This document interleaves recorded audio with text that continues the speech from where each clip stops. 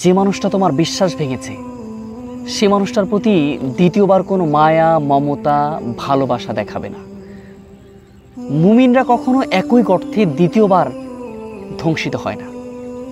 একবার যেখানে বিশ্বাস ভেঙে গিয়েছে, বিশ্বাসঘাতকতা করেছে, সেখানে দ্বিতীয়বার বিশ্বাস দেখাতে যাওয়া বা বিশ্বাস করাটা এটা বোকামি ছাড়া কিছু না। এটা কখনোই তুমি করতে পারবে না। একবার বিশ্বাস জায়গাটুকু হারিয়ে ফেলেছে, দ্বিতীয়বার সে মানুষটা বিশ্বাস পাওয়ার যোগ্য হয় না। তাইলে কেন তুমি দ্বিতীয়বার তাকে বিশ্বাস করতে যাচ্ছ? দ্বিতীয়বার বিশ্বাস করা মানেই তোমার লাইফে ধ্বংসাত্মক ডেকে আনা।